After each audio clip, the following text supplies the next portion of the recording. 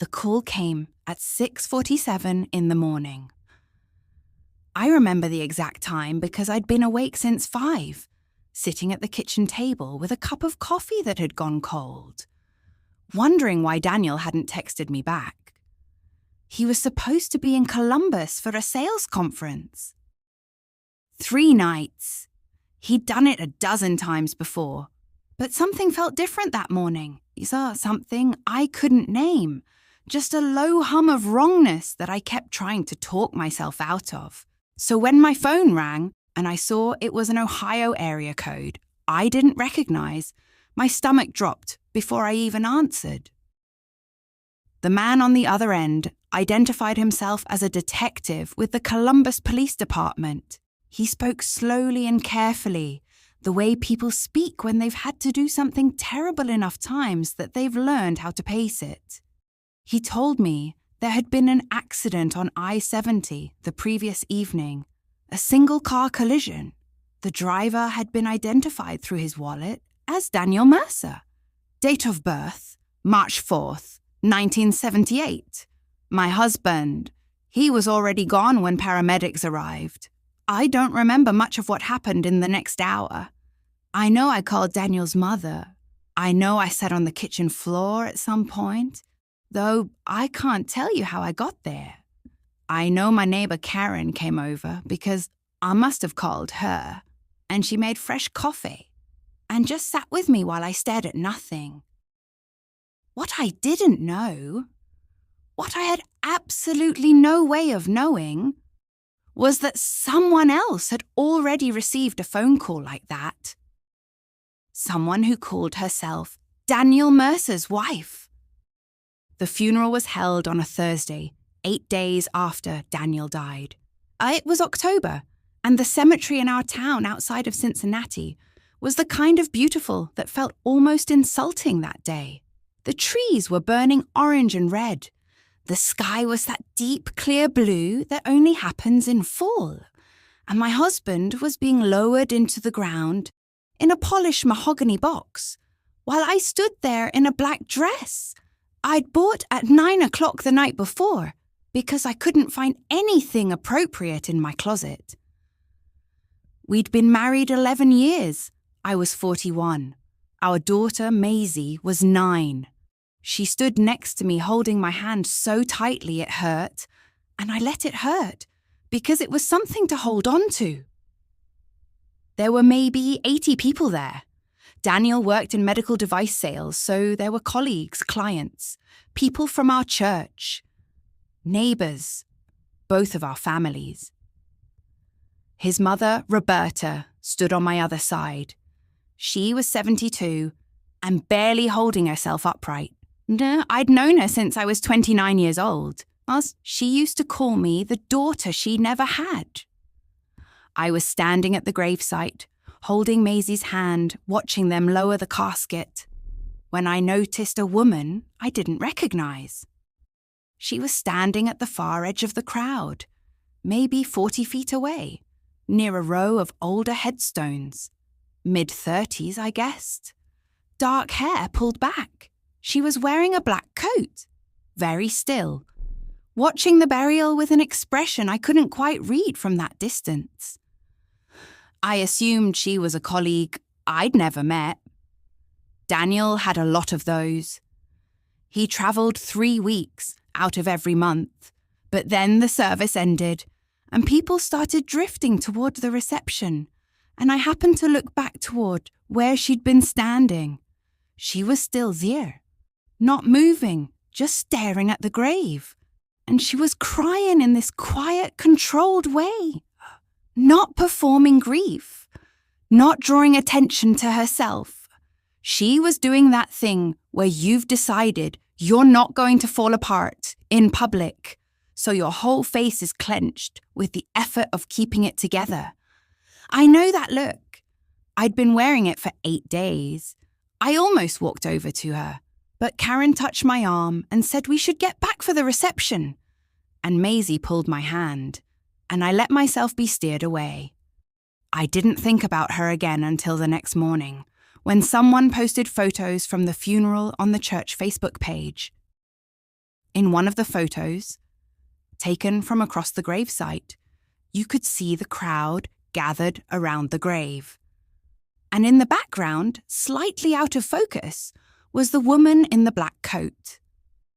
Underneath the photo, someone had commented, "Who is the woman standing alone in the back?"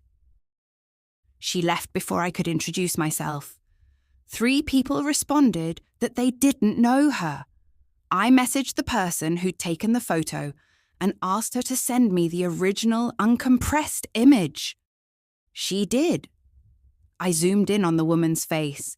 She was wearing a thin gold band on her left hand. I told myself it meant nothing. Women wear rings on their left hands for all kinds of reasons. She was probably a client Daniel had worked with. Maybe she'd heard about the accident and wanted to pay her respects. Daniel knew hundreds of people. I'd never met most of them. That was just the reality of being married to someone who lived out of a suitcase half the year.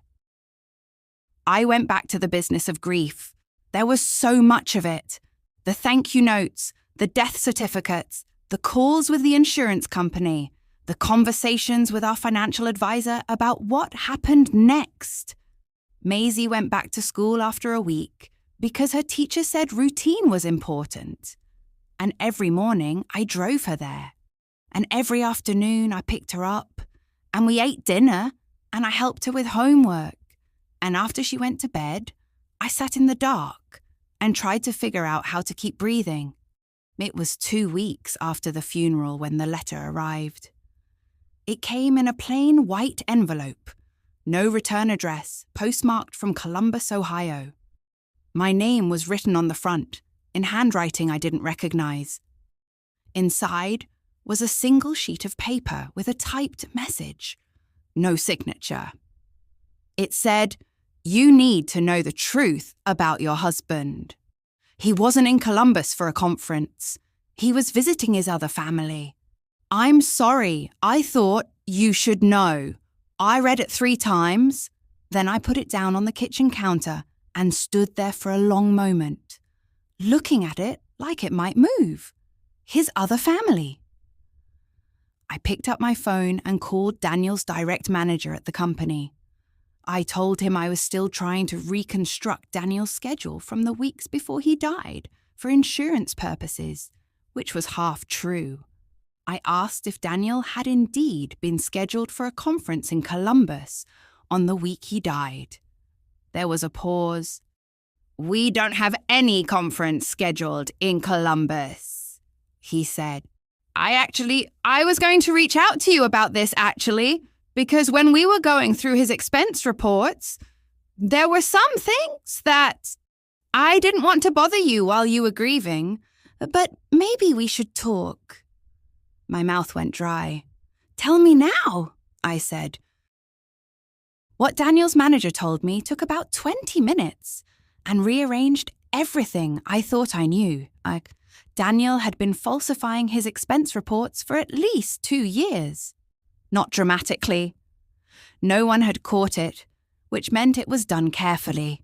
Small discrepancies, hotel charges billed to the company for stays in Columbus that didn't correspond to any client visits in Columbus. Mileage reimbursements for drives that didn't add up. His territory was technically the entire Midwest, so no one questioned why he was occasionally in Ohio.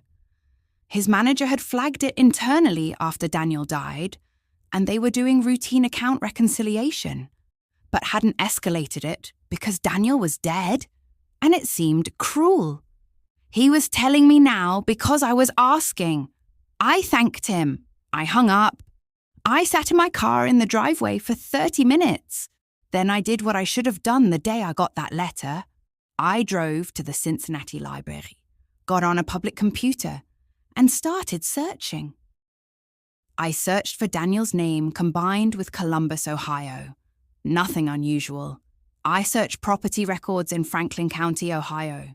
Columbus? I searched voter registration. I searched court filings. It took me 2 hours. And then I found it. A marriage certificate filed in Franklin County, Ohio, dated June 14th, 2019. Daniel Allen Mercer, age 41 at the time of filing, and a woman named Sarah Christine Hollis, age 33.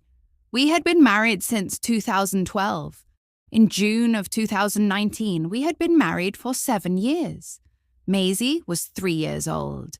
My hands were shaking so badly, I had to put them flat on the desk and press down.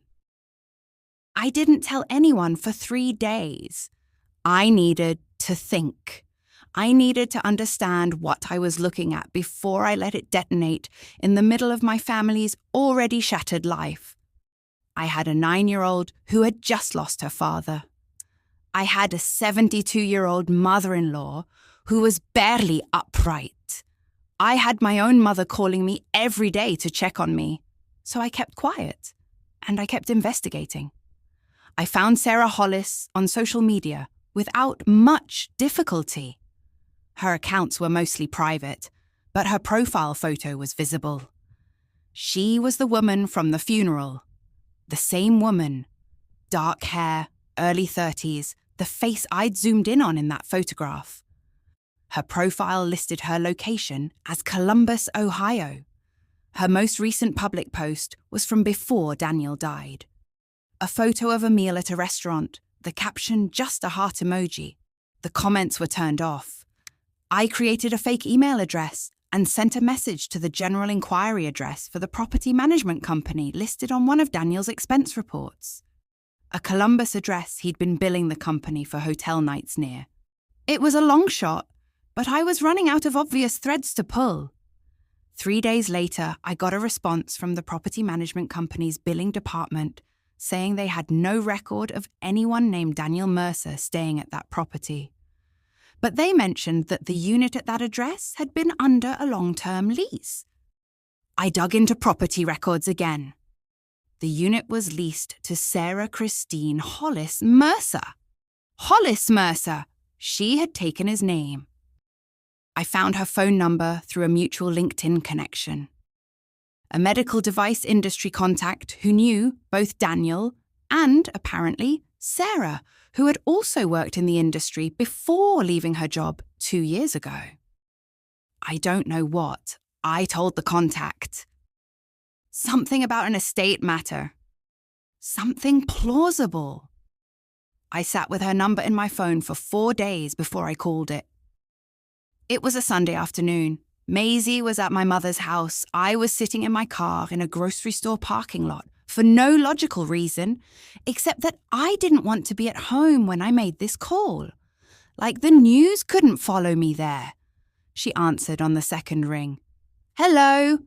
Her voice was careful, like she'd been waiting for a call she didn't know how to prepare for. Is this Sarah? I said. A pause. Yes. Who is this?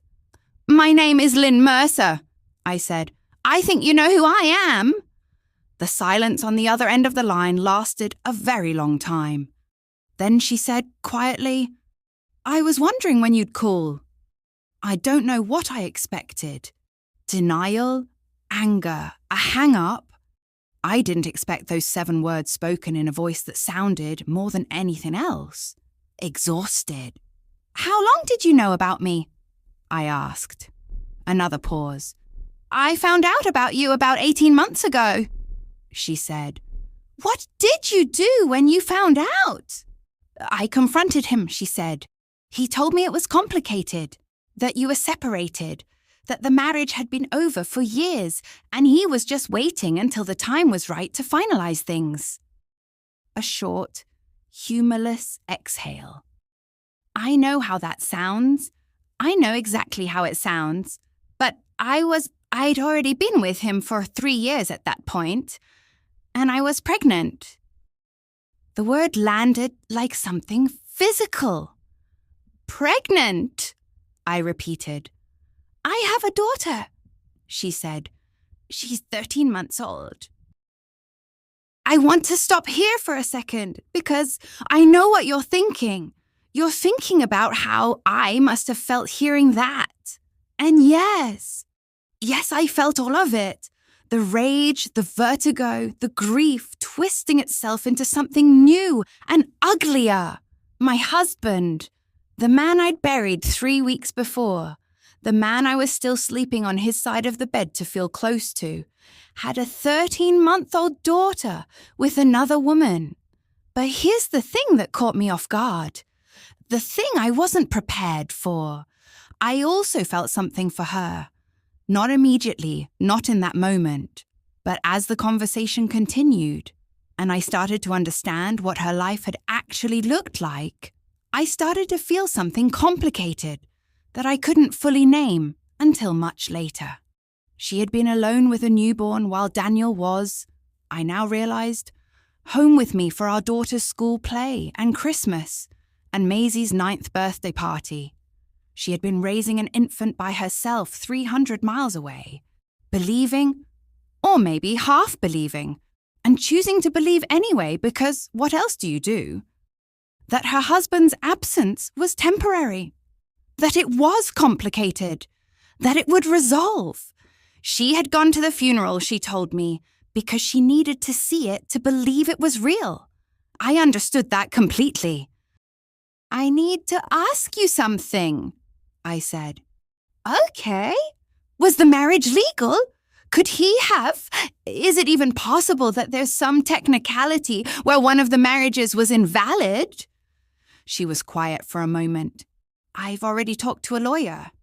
And our marriage is the invalid one, she said, and her voice cracked on the last 2 words, just slightly before she pulled it back. He was already married to you when we got married, which means, legally, I'm not his widow. I was nothing. I'm not on his life insurance. I'm not in his will, which I didn't even know existed, until my lawyer told me I should look for one. My daughter has no legal claim to anything. I hadn't thought about the legal dimensions yet. I'd been so absorbed in the emotional shock that I hadn't gotten to the part where this had real-world consequences for both of us. He had a will, I asked, because I'd been looking for it and hadn't found it. Apparently, she said, my lawyer found a reference to it in some financial paperwork. I don't have it. I assumed you did. I didn't. I called an estate attorney the next morning. The conversation was illuminating in ways I wasn't prepared for. If Daniel had a will and I wasn't in possession of it, it needed to be located. Wills can be filed with probate courts or held by attorneys. I had assumed that because we had a financial advisor and I knew roughly what our assets were, the house, his 401k, a modest investment account, a life insurance policy, that I understood our financial situation. I did not understand our financial situation. The financial advisor revealed when I pressed him with the specific question of whether any accounts had beneficiaries I might not know about, that Daniel had opened a second investment account 2 years ago that was not connected to our joint accounts. The beneficiary on that account was not me. It was listed as S. Hollis, Sarah, and the balance in that account was $247,000.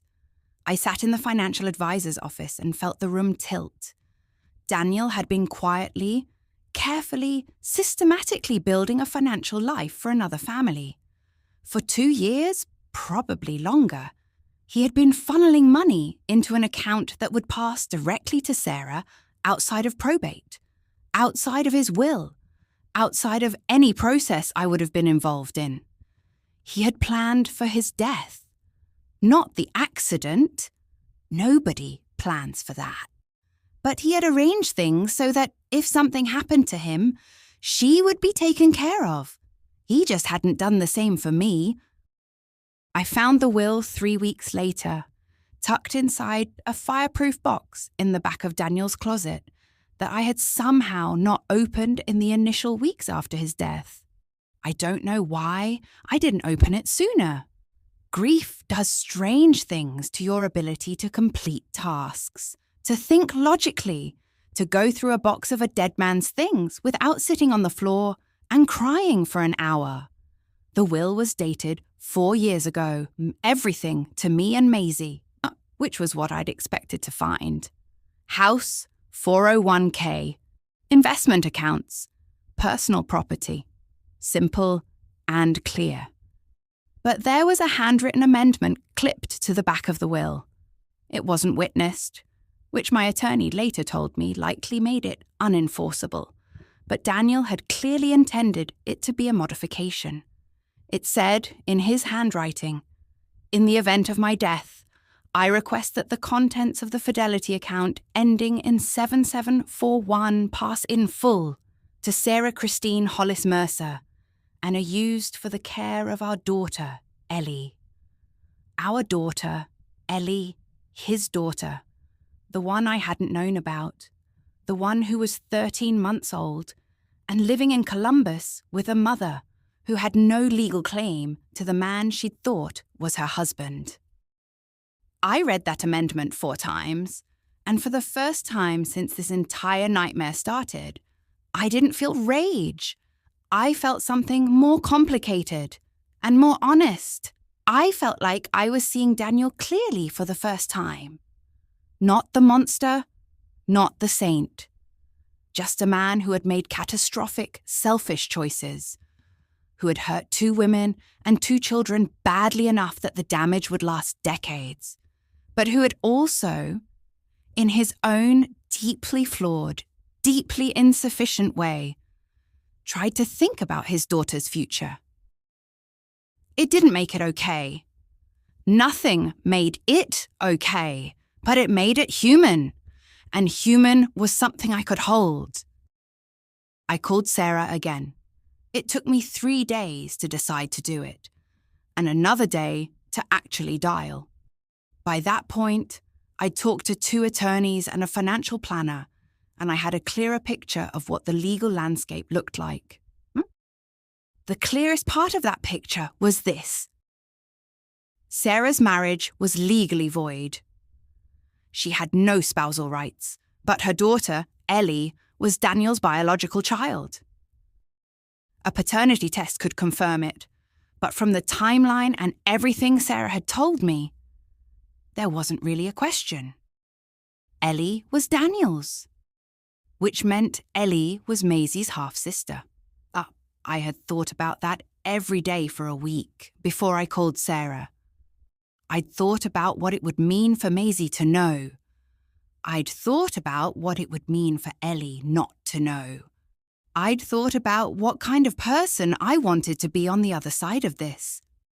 When Sarah answered, I skipped the preamble. "I've been talking to attorneys," I said. "Here's what I know. The investment account with your name on it is going to be contested, and it might be a long fight that depletes the money for both of us. Or we can make a different choice." Silence. "What kind of choice?" she asked. "Ellie is Daniel's daughter," I said. "Whatever he did, that's not her fault.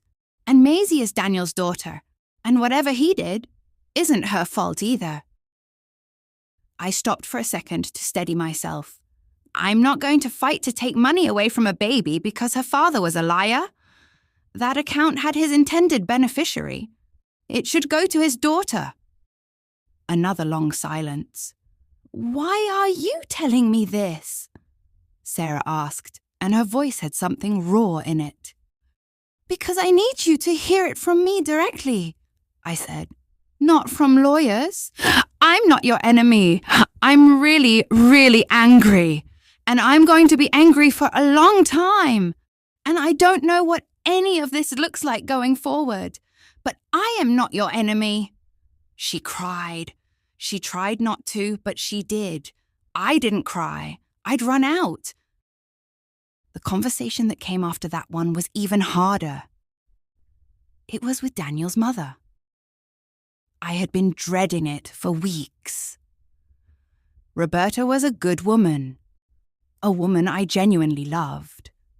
And the question of whether she'd known anything, even suspected anything, had been sitting in the back of my mind like a splinter I hadn't worked up the nerve to go after. I drove to her house on a Wednesday afternoon, sat across from her at the kitchen table where I'd eaten hundreds of meals over 11 years, and I told her everything. I watched her face as I talked. She didn't know. I'm certain of that. The colour left her face in a way that can't be performed. She gripped the edge of the table and didn't let go for the entire conversation. When I finished, she was silent for a long time, and then she said, very quietly, "I don't know who he was." "I know," I said. "I raised him," she said. "I thought I knew who he was." "So did I said, "for 11 years. She looked at me across the table and I saw something shift in her expression. Not absolution exactly, but recognition. Like we were suddenly standing on the same side of something. "Is the baby? Is she healthy?" she asked finally. "From what I understand, yes." She nodded slowly. She was quiet for a long time. "She's his blood," she said at last. "Whatever he did, she's his blood." I won't tell you that everything resolved neatly. It didn't. The estate took 8 months to settle. There were attorneys and mediators and paperwork that arrived at my house in thick envelopes that I learned to open with a glass of wine nearby. The investment account did ultimately go to Ellie through a process my attorney helped navigate, with some specific legal language about its purpose. The rest of the estate went to me and Maisie, as the will specified. I sold the house a year later. I couldn't stay in it. Not because I was running from the memories, but because the memories had changed shape. What had felt like a home now felt like a stage set for a life that hadn't been entirely real. I bought a smaller place across town, closer to Maisie's school. I painted the kitchen a colour Daniel would have hated. I went back to work full-time. I'd been working part-time as a hospital administrator for years, keeping my hours flexible around Maisie's schedule because that's what we'd decided made sense when she was born. I became full-time, got a promotion 18 months later, and discovered that I was capable of more than I'd given myself credit for. Maisie knows the basics of what happened, age-appropriately. She knows her dad had made some choices that hurt our family. She knows that somewhere she has a little half-sister named Elle. She's processing it in the way that 9 and 10 and 11-year-olds process complicated adult realities. Slowly, non-linearly, by asking questions at unexpected moments, like in the car on the way to soccer practice, and then moving on. She's going to be okay. I'm sure of it. Sarah and I have spoken maybe a dozen times in the 2 years since Daniel died. I won't say we're friends.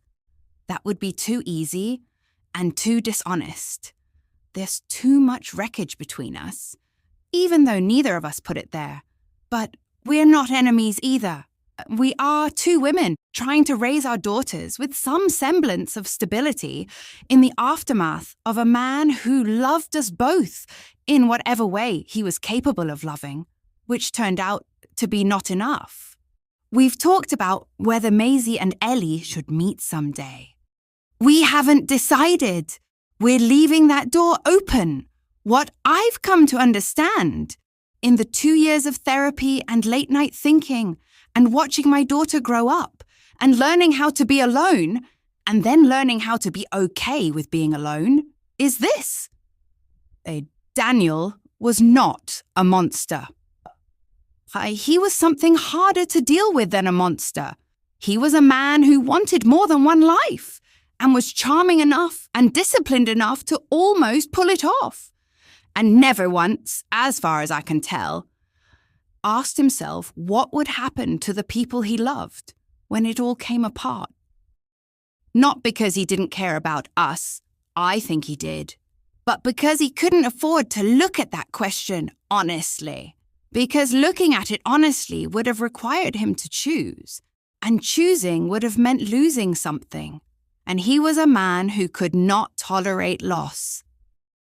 I used to think the worst thing about what he did was the lying, but I don't think that anymore. The worst thing was the smallness of it, the profound everyday smallness of a person who could not bring himself to face a hard conversation, who built an entire architecture of deception around the simple human inability to say, "This isn't working. I need something different. I'm sorry." That conversation, the one he never had, would have been painful. It would have changed all of our lives. But it would have been real. What we got instead was beautiful and warm and completely hollow. And I am done being angry about it, not because I've forgiven him. I'm still working on that, honestly. And I've given myself permission to work on it slowly. But because staying angry keeps me in a room with him. And I have spent 2 years walking out of that room. And I am not going back. There is one more thing I want to tell you. About 6 months ago, I was going through a box I'd packed when I sold the house. The last unpacked box, the one full of random items that didn't fit anywhere else. Birthday cards, a broken watch, a coffee mug Maisie made me in 2nd grade. At the bottom of the box, under everything else, I found a photograph. It was from our first anniversary trip. We'd gone to the Smoky Mountains. I don't even remember who took the picture. Some stranger Daniel had handed the camera to on a hiking trail. We were standing at an overlook. The mountains spread behind us, and we were laughing about something. I don't remember what. He had his arm around me, and I was looking at him instead of the camera, and I looked so genuinely happy that I had to sit down on the floor of my new kitchen. I looked at that photo for a long time. Then I put it in the box I'm keeping for Maisie. Because whatever else he was her father. And she deserves to know that there were real moments, that it wasn't all pretend. Some of it was real. Some of it was really ours. I've learned to hold both of those things at the same time. The reality of what he did and the reality of what we had, without needing to resolve them into something cleaner. Life is not clean. The people we love are not clean. And the self you build out of the rubble of a betrayal is not required to be angry forever, or forgiving forever, or anything forever. You are just required to keep building. So I do. Every day, I keep building. If you're going through something like this, or something that has rearranged everything you thought you knew, I want you to know that the version of yourself on the other side is real. You can't see her yet, but she's there. She's already there, waiting. Thank you for sitting with this story today.